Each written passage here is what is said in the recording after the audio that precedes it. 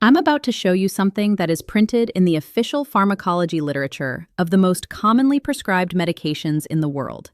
Something that has been there since the drugs were approved, that every physician who prescribes them has theoretical access to, and that almost no senior sitting in an exam room has ever been told. Something about what happens inside the arterial wall, the cardiac cell, the pancreas, and the immune system when a blood pressure drug forces a number down on a cuff.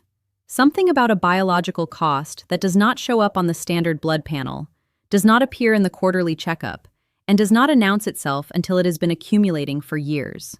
Something about 4 specific drug classes, the 4 most commonly prescribed blood pressure medications in the country, and the 4 separate mechanisms by which each one is quietly depleting the exact nutrients your cardiovascular system needs to survive. And something about a retired school principal named Norman, whose wife kept a notebook. 2 years of entries, every symptom, every date, every new prescription. She brought that notebook to an appointment, and she asked his cardiologist one question that nobody had asked in 6 years of treatment. The cardiologist's answer, and the pause before it, is the reason I made this video. Stay with me, because by the end of this, you will understand exactly what your medication has been taking from you, why your doctor's blood test has never shown it, and what to do about it without stopping a single pill. Norman was 72 years old. He lived in Richmond, Virginia. He had spent 31 years as a school principal, the kind of man who arrived before the teachers and left after the custodians, who knew every student by name, who ran a tight ship not through authority, but through the specific gravity of someone who simply could not be rattled. Retirement had not softened that. He still woke at 5:30. He still kept a calendar. He still did things correctly. Norman had never been a man who worried about his health. That was not arrogance. It was the temperament of someone who had spent 3 decades managing a building full of other people's emergencies and had learned to distinguish between what required action and what did not. He ate reasonably. He did not smoke. He had 1 glass of red wine on Friday evenings. He had, as far as he was aware, done nothing to earn a cardiovascular problem. His blood pressure had first been flagged at 66. Not dramatically, a reading of 148/92 at a routine physical, repeated twice on the same visit to confirm it. His doctor told him it was manageable, that they would monitor it, that lifestyle changes sometimes resolved it at this stage. Norman changed his diet. He walked every morning. He lost 11 pounds over 4 months. His next reading was 144/90. His doctor said it was time for medication. He was started on hydrochlorothiazide, 25 milligrams once daily. His readings at the next appointment were 128/78. His doctor said the medication was working perfectly. Norman went home and took his pill. Every morning, without exception. The way he had done everything for 72 years. By the end of the first year, 2 things had changed that Norman mentioned to his doctor, and his doctor noted and attributed to other causes. The first was leg cramps. Not occasional leg cramps, nightly leg cramps, severe enough to wake him at 2 or 3 in the morning, severe enough that he had started keeping a glass of water on the nightstand, specifically because someone had told him hydration helped. It helped slightly. The cramps continued. His doctor told him to stretch before bed. The second was his heart. Not chest pain, nothing dramatic. A fluttering. A rapid, irregular beating that woke him sometimes at the same hour as the cramps, that lasted a few seconds or a few minutes and then resolved. He described it to his doctor. His doctor ordered an EKG. The EKG was normal. His doctor told him it was likely benign palpitations, common in his age group, probably related to stress or caffeine. Norman did not drink coffee. He had not been under particular stress. His wife Dorothy had started the notebook by then. Not because she was alarmed, because she was the kind of woman who wrote things down. Date, symptom, duration, medication at the time. She had been a librarian for 28 years. She cataloged things. It was not worry, it was habit. The entries from the first year read, leg cramps, nightly, palpitations, intermittent, fatigue, mild.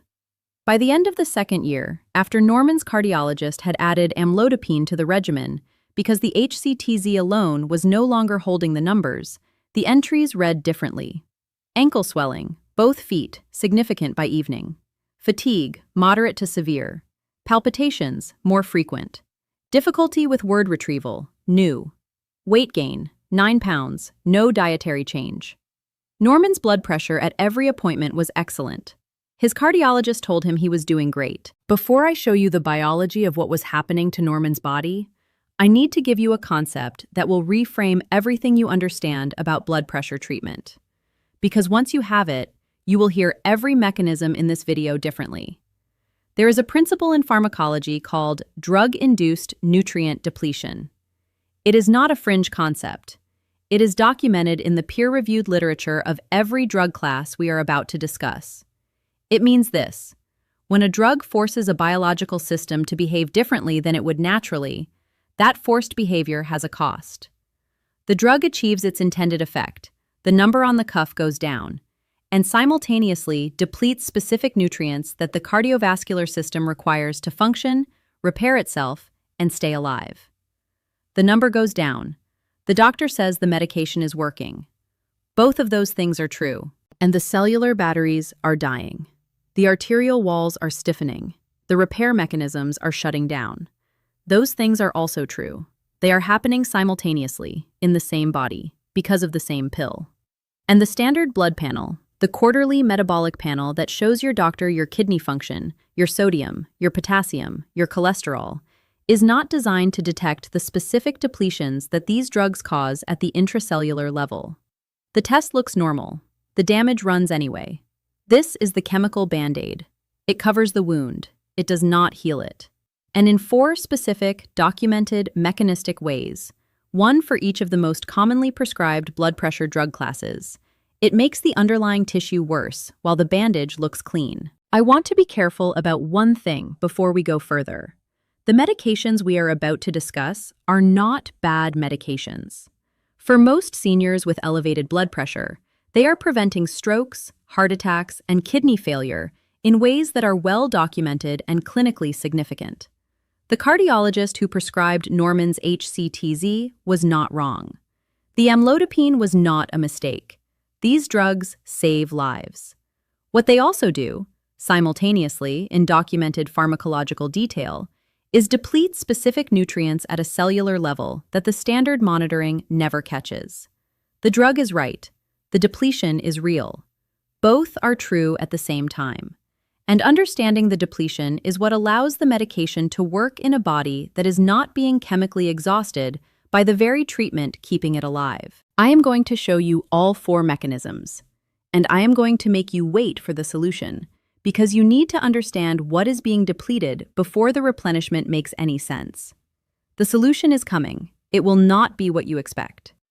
The first mechanism is the one that explains what was happening to Norman on the HCTZ. Hydrochlorothiazide is a thiazide diuretic. It is the most commonly prescribed first-line blood pressure medication in the United States. It works by instructing the kidneys to excrete sodium and water into the urine. Less fluid volume in the circulatory system means less pressure on the arterial walls. The cuff number goes down. The mechanism is real, and it works.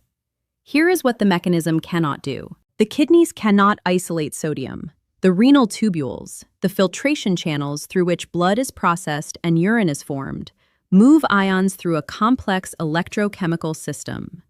When HCTZ instructs the kidney to increase sodium excretion, it does so by altering the electrical gradient in the tubule. That altered gradient does not just pull sodium out. It pulls the ions that move with sodium through the same channels, specifically magnesium and potassium. Every day that Norman swallowed his HCTZ, his kidneys were flushing magnesium and potassium out of his body, alongside the sodium and water the drug intended to remove. Not in trace amounts, in clinically significant amounts, accumulating with every dose, every day, for years. Now here is why that specific depletion is catastrophic for the cardiovascular system. Magnesium is the mineral that allows smooth muscle to relax. The smooth muscle cells that line every artery in the body use magnesium as a biological off switch.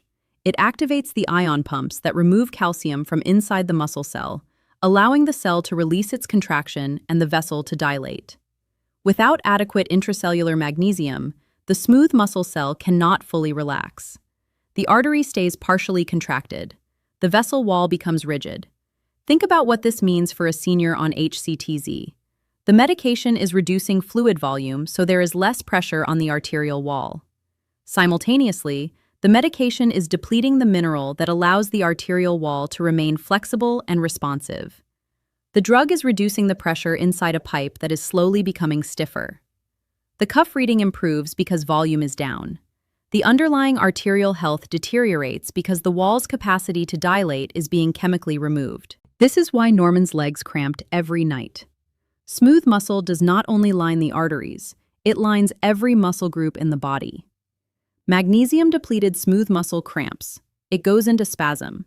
It wakes seniors at 2 in the morning with pain that no amount of stretching resolves, because stretching does not replace the mineral that is being flushed out of the body every day. This is why Norman's heart fluttered. Intracellular magnesium is also the mineral that stabilizes the electrical membrane of the cardiac cell, the charge differential that controls when the cell fires and when it rests. When intracellular cardiac magnesium drops, the membrane becomes electrically unstable. The cardiac cells fire outside their normal sequence. The result is exactly what Norman described: a rapid, irregular fluttering at 3 in the morning, when the depletion is at its peak, when the kidneys have been running their concentrated overnight chemistry for 8 hours, and the intracellular stores are at their lowest. His EKG was normal because an EKG measures the electrical pattern of the heart at rest in a clinical setting on a Tuesday afternoon. It does not measure intracellular magnesium. It does not capture what the cardiac cells are doing at 3 in the morning after 6 years of daily magnesium depletion. And the standard blood panel showed normal magnesium because the blood panel measures serum magnesium, the magnesium floating in the fluid outside the cells. The body maintains serum magnesium with intense regulatory priority. It will pull magnesium out of muscle cells, cardiac cells, bone, and every other tissue in the body to keep the serum level in the normal range. The blood test looks reassuring. The cells are starving. The test that would reveal this, the RBC magnesium, which measures what is inside the cells, is not part of the standard workup. Nobody ordered it. Nobody saw the depletion coming. The potassium story runs parallel. Potassium depletion from HCTZ affects both cardiac electrical stability and smooth muscle function through similar mechanisms. But it is the magnesium, specifically because magnesium depletion is less visible on standard monitoring, and because magnesium governs the ion pumps that regulate potassium itself, that represents the deeper, more insidious, and more consistently missed consequence of long-term thiazide use. Norman's cardiologist had been treating his blood pressure numbers for 6 years. Nobody had measured his intracellular magnesium once. That is mechanism 1. But there is a second drug class on this list whose hidden cost is not in the arteries. It is in the pancreas. And what it does to the pancreas eventually destroys the very arterial lining the medication was supposed to protect. This is the mechanism that causes unexplained weight gain, inescapable fatigue, and blood sugar readings that creep upward year after year with no dietary explanation. And most seniors on this medication have no idea it is happening. Beta blockers are prescribed to slow the heart. They work by blocking the beta receptors that adrenaline, epinephrine, normally binds to in order to speed up cardiac rate and force. Block the receptor, the heart cannot receive the acceleration signal. It beats slower. It beats with less force. The blood pressure drops. The mechanism is legitimate, and in the right patient, a senior recovering from a heart attack, a senior with dangerous arrhythmia, it is life-saving. Here is what the mechanism cannot limit. Beta receptors do not only exist in the heart, they exist throughout the body, in the lungs, in the blood vessels, in the skeletal muscle. And critically, they exist in 2 organs that have nothing to do with heart rate, but everything to do with metabolic health: the pancreas and the liver. In the pancreas, beta-2 receptors govern the release of insulin from the beta cells. When a beta blocker circulates through the bloodstream and blocks these receptors, it suppresses the pancreas's ability to release insulin in response to rising blood glucose. The insulin signal becomes blunted. Glucose that should be cleared from the bloodstream after a meal stays elevated longer. Over months and years, the sustained exposure of the arterial endothelium to elevated blood glucose produces exactly the effect we covered in previous videos. the chemical shaving of the glycocalyx, the protective gel coating that lines the inside of every arterial wall. The glycocalyx is 90% water. It requires continuous nitric oxide signaling to maintain its structure. It is the first thing damaged by oxidative stress, by elevated glucose, by the chronic endothelial inflammation that sustained hyperglycemia produces. When the glycocalyx degrades, the endothelium underneath it, the single-cell layer that is the only thing between the bloodstream and the arterial wall, becomes exposed, vulnerable, and unable to perform its repair and anti-inflammatory functions. The beta blocker slows the heart to protect the cardiovascular system. The beta blocker simultaneously blunts insulin release, elevates blood glucose, generates oxidative stress, and strips the glycocalyx off the arterial lining. The drug is protecting one structure while chemically exposing another. This is why seniors on beta blockers gain weight without changing their diet. The blunted insulin signaling and slowed hepatic metabolism produce exactly the metabolic profile of early insulin resistance. Weight accumulation, particularly around the abdomen, fatigue that no amount of sleep resolves, blood sugar readings that climb slowly toward the pre-diabetic range, and a creeping cognitive fog that the senior attributes to aging and the doctor attributes to stress. It is not aging. It is a documented pharmacological mechanism that has been in the beta blocker literature for decades and that is almost never discussed at the appointment where the prescription is written. In the liver, the beta receptors govern gluconeogenesis, the liver's production of new glucose during periods of low blood sugar. Beta blockers blunt this response, which creates an additional problem. When a senior on a beta blocker has a hypoglycemic episode, blood sugar drops too low. The normal warning symptoms of hypoglycemia, which are driven by adrenaline release, are masked by the same receptor blockade that is slowing the heart. The senior does not feel the warning. The blood sugar drops further. The brain, which runs entirely on glucose, begins to struggle. Norman had been started on metoprolol, a beta blocker, in year 3 of his treatment, after the amlodipine was added and his cardiologist wanted additional rate control. His fasting glucose at his next blood draw was 101, pre-diabetic range. His cardiologist noted it and said they would monitor it. Dorothy wrote it in the notebook. That is mechanism 2. And before I show you the third and fourth mechanisms, I need to pause here. Because if you are watching this and you are on a beta blocker, or you know someone who is, and the fatigue and the weight gain and the slow creep of blood sugar that has been happening for years has been attributed to aging, I want you to understand something. That attribution is incorrect. The mechanism is pharmacological. It is documented, and it is addressable. The solution is not where you think it is, and I am not going to show it to you yet. But I need you to stay, because mechanisms 3 and 4 compound everything we have just discussed, and the solution only makes sense once you have seen all 4. The protocol that addresses all of this, specific to each drug class, with the exact conversation to have with your doctor, is in the description. For members, the extended framework covers the monitoring tests, the dosing logic, and the sequence that matters. But that is the end of the video. We are not there yet. The third drug on this list, the amlodipine that was added to Norman's regimen, causes something that the body's deepest survival systems interpret as a catastrophic emergency. And the emergency response those systems mount works directly against the medication, 24 hours a day, in every senior who takes it. Calcium channel blockers work by blocking the calcium channels in the smooth muscle cells of the arterial walls and the heart. Without calcium flowing in, the muscle cannot contract. The arteries fall open. The heart beats with slightly less force. The blood pressure drops. Amlodipine is one of the most prescribed medications in the world for exactly this reason. It is effective, it is well tolerated in most patients, and the mechanism is clean. The problem begins at the end of the arterial tree. The major arteries, the aorta, the coronary arteries, the carotids, respond to the calcium channel blockade and dilate. But the capillaries at the periphery, the smallest vessels where blood finally exchanges its oxygen and nutrients with the tissue, respond differently. They become overly dilated. They become leaky. Fluid seeps out of the capillary walls into the surrounding tissue under hydrostatic pressure. The fluid does not drain efficiently back into the lymphatic system. It pools. it accumulates.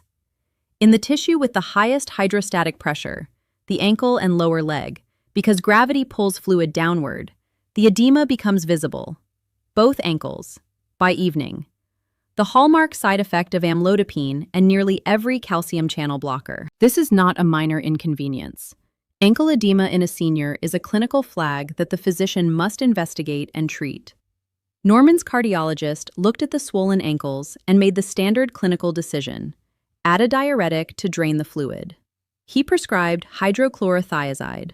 The HCTZ was now treating a side effect of the amlodipine, not the blood pressure, the drug's complication. But the calcium channel blocker causes a second consequence that is more dangerous than the visible swelling, and it is invisible. When the body senses the sudden, forced drop in arterial pressure that amlodipine produces, it does not simply accept the new lower pressure and recalibrate. The body's blood pressure regulation systems that evolved to respond to hemorrhage, to dehydration, to life-threatening volume loss, interpret the unnatural pressure drop as an emergency signal. Blood pressure this low means the body is in trouble. The system that responds is called the RAS, the renin-angiotensin-aldosterone system. It is the body's most powerful blood pressure rescue mechanism. The kidneys release renin. Renin converts a protein called angiotensinogen into angiotensin 1.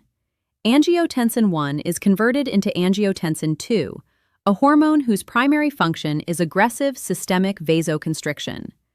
Angiotensin 2 tells every arterial smooth muscle cell in the body to contract. Simultaneously, aldosterone is released from the adrenal glands, instructing the kidneys to retain sodium and water to increase blood volume. The medication forces the pressure down. The RAS forces the pressure back up, every hour of every day. The senior's body is engaged in a sustained internal pharmacological tug-of-war. The drug pulling pressure down, the survival system pulling it back, the cardiovascular tissue caught in the middle of a chronic hormonal battle it was never designed to sustain. This is why some seniors on calcium channel blockers eventually find their medication stops working as well as it did initially. The RAS rebound is a documented phenomenon. The body adapts. The survival system becomes better at compensating. The dose gets increased. The RAS responds more aggressively. The cycle continues. Norman's ankles were swollen because of the amlodipine. His HCTZ was treating the amlodipine side effect. His metoprolol was treating the palpitations caused by the HCTZ's magnesium depletion. He was on 3 medications. His blood pressure was excellent.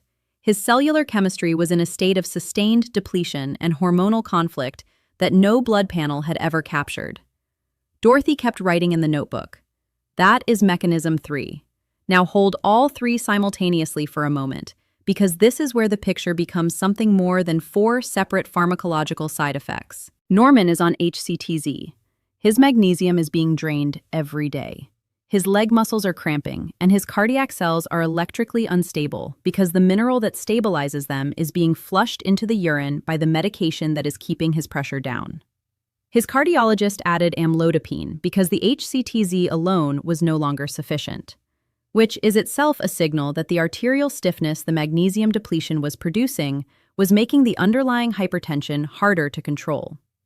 The drug that was supposed to help may have been partially feeding the problem it was trying to solve. The amlodipine swelled his ankles. The ankles required more HCTZ. The more HCTZ depleted more magnesium. The magnesium depletion worsened the palpitations. The palpitations required metoprolol.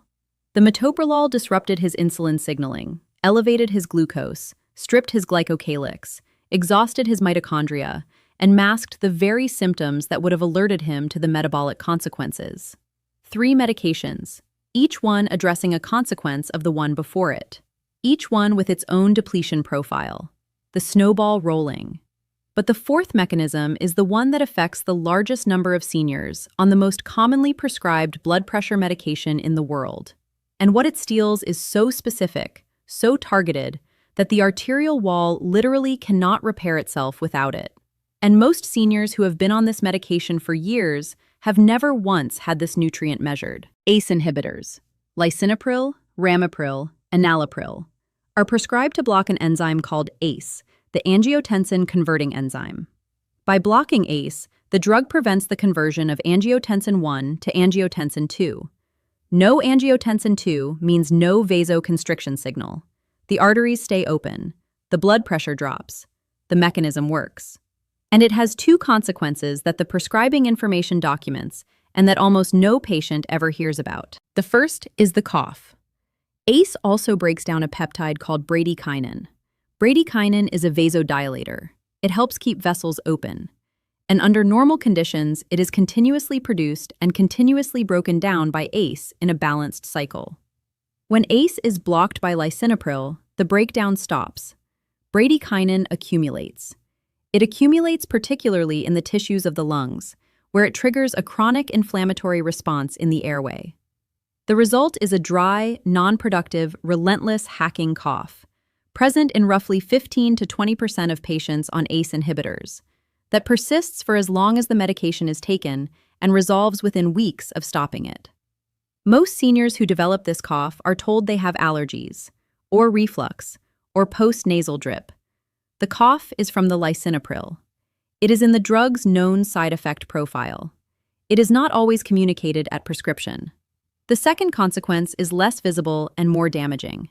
The ACE enzyme does not only process angiotensin. It is a zinc-dependent enzyme. It requires zinc as a cofactor to function. When lisinopril binds to ACE to inhibit it, it also binds to the zinc at the enzyme's active site. That zinc inhibitor complex is excreted through the urine.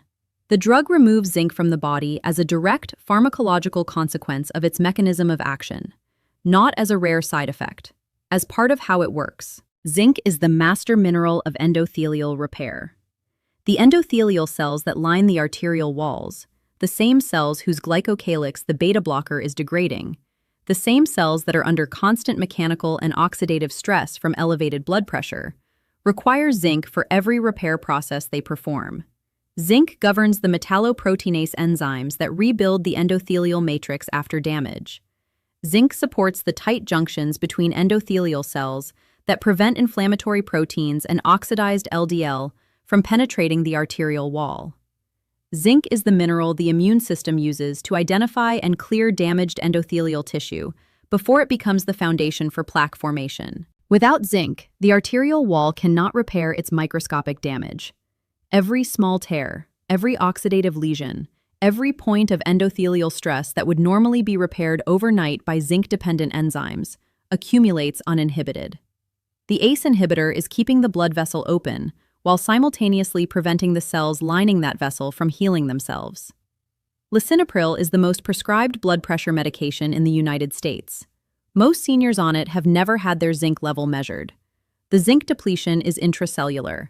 Like the magnesium, it does not reliably appear on standard blood panels until the depletion is severe. The endothelial damage accumulates quietly, in arterial walls whose blood pressure is well managed, in patients whose numbers are excellent, in bodies whose cardiologists are satisfied with the treatment. That is mechanism 4. Now let me show you what happens when all 4 of these mechanisms converge in one person's body over 3 years. Because Norman's story does not end with 3 medications and excellent numbers. It ends in a cardiologist's office with a librarian's notebook on the desk between them. Norman's treatment had begun, as we described, with HCTZ for elevated blood pressure. 12 months later, his numbers had drifted upward, and amlodipine was added. His ankles swelled. Rather than addressing the cause, the capillary leakage from the calcium channel blocker, his cardiologist addressed the symptom. The HCTZ dose was adjusted to drain the excess fluid. The HCTZ drained Norman's magnesium. The magnesium depletion produced nocturnal leg cramps and cardiac palpitations, the 3 a.m. fluttering that Norman had described at his appointments and that had been attributed first to benign causes, then to anxiety, then to his age. When the palpitations became more frequent in year 3, his cardiologist added metoprolol to control the rate. The metoprolol blocked his pancreatic beta receptors. His fasting glucose climbed.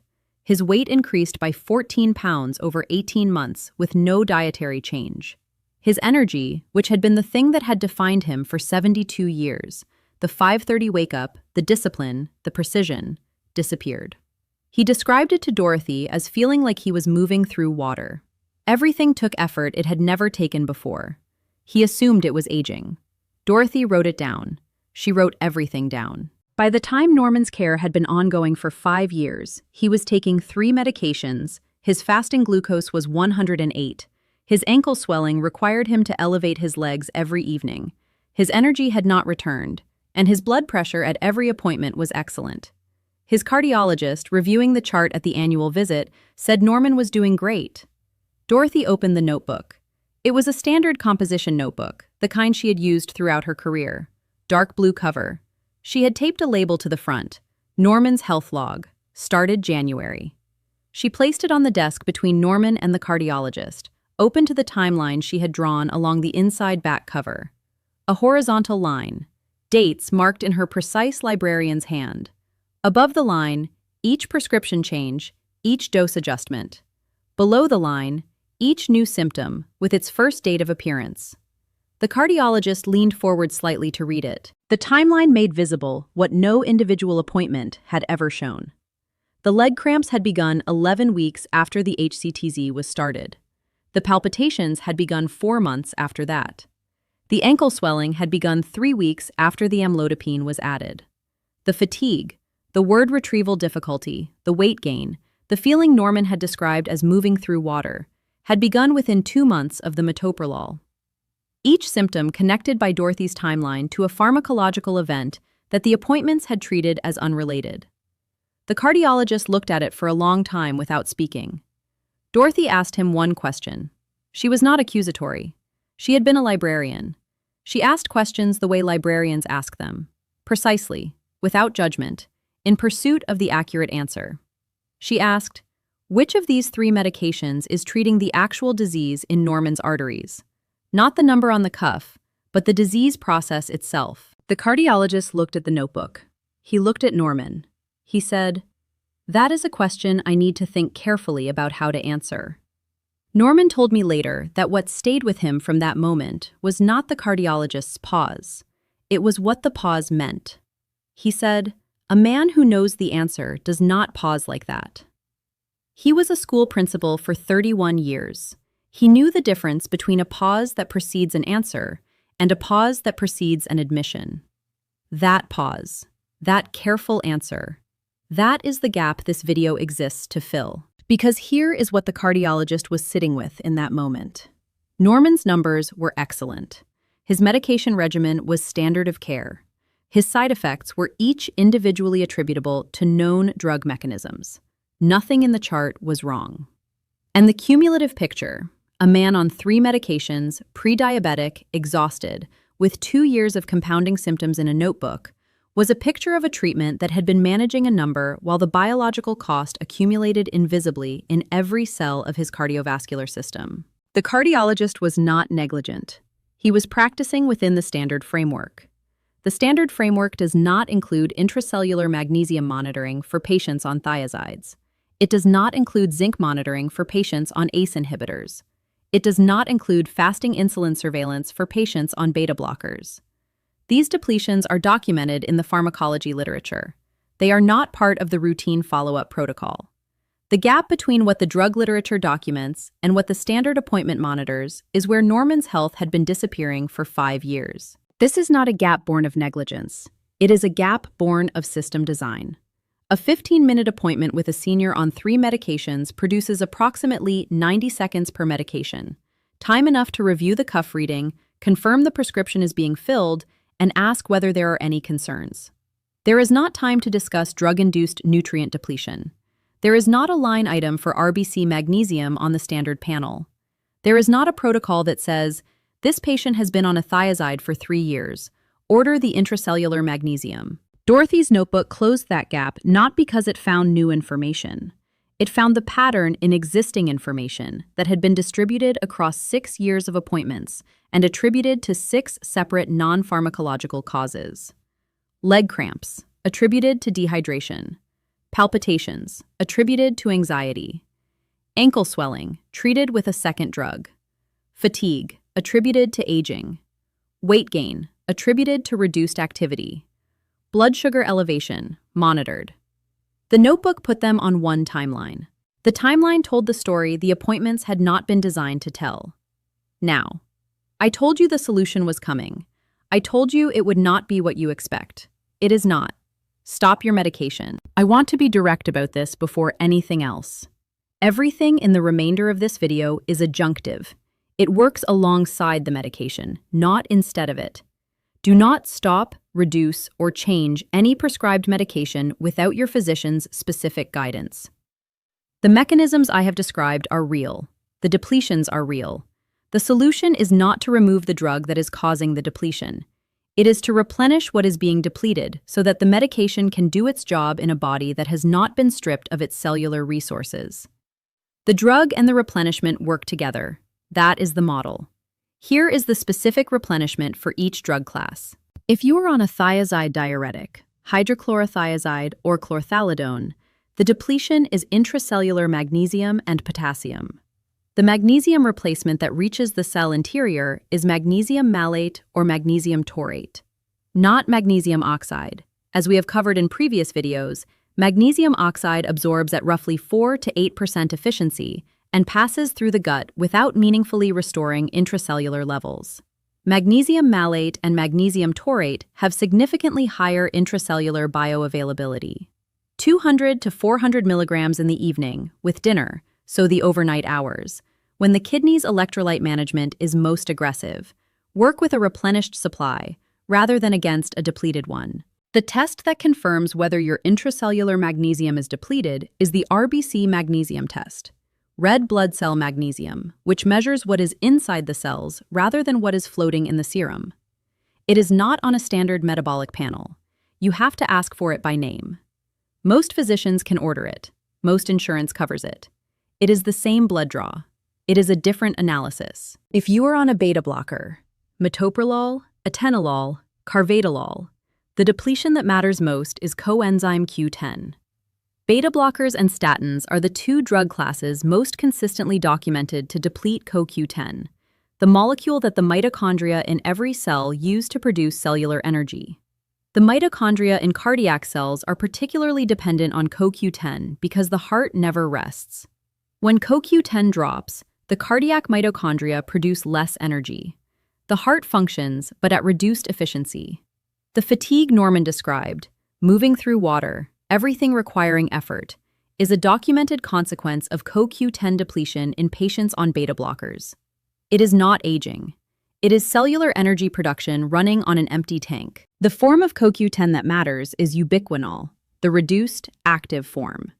Standard CoQ10 supplements, ubiquinone, require conversion to ubiquinol inside the cell before they are usable, and this conversion becomes less efficient with age.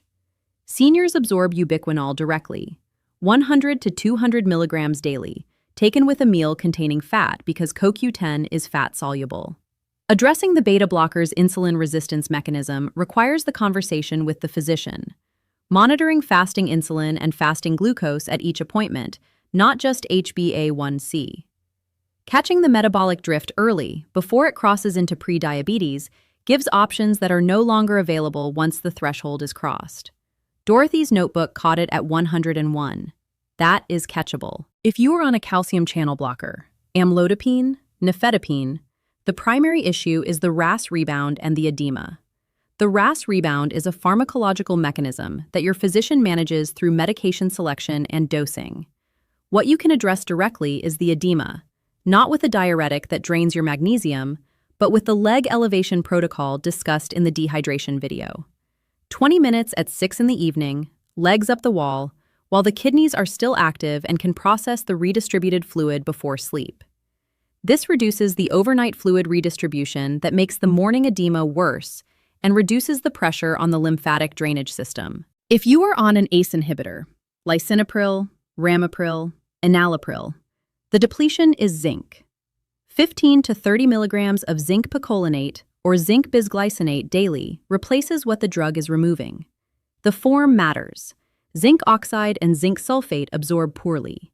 Zinc picolinate and zinc bisglycinate are the forms with the highest bioavailability and the lowest gastrointestinal side effects.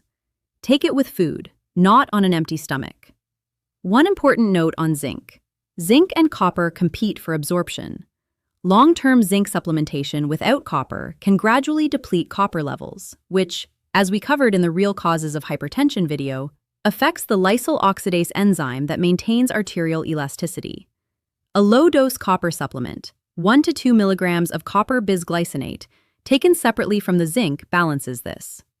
Copper-rich foods, beef liver once weekly, dark chocolate, spirulina, also support this balance. Before adding any of these supplements, have the conversation with your physician, not to ask permission, to inform them, to give them the data, and to ask for the monitoring tests that will tell you whether the replenishment is working. The specific conversation to have is this. Doctor, I have been reading about drug-induced nutrient depletion in patients on my medication class. I would like to request an RBC magnesium test, a fasting insulin level, and a zinc level at my next blood draw, so we have a baseline to work from. I am not planning to stop my medication. I want to understand what it may be depleting and address that alongside the treatment. That sentence, that specific sequence. It is not confrontational, it is informed. A physician who hears that sentence is hearing from a patient who has done their homework and wants to work with the treatment rather than around it. Most physicians welcome that conversation. It requires you to ask for it. Norman's cardiologist ordered the RBC magnesium, the fasting insulin, and the zinc level at the appointment where Dorothy placed the notebook on the desk. The results told a story that 6 years of standard panels had not told. Dorothy wrote the numbers in the notebook. Under a new category, she had labeled at the top of a fresh page, "What we finally found." Share this video with anyone you know who is on blood pressure medication and has been told their numbers are excellent, while their energy, their weight, their sleep, and their legs have told a different story.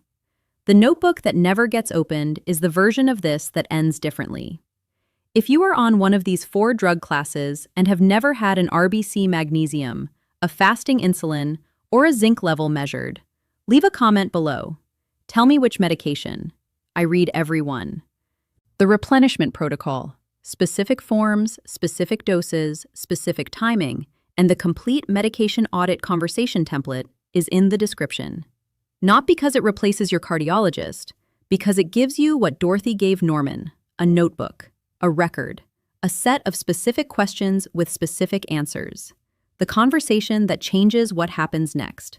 The link is in the description.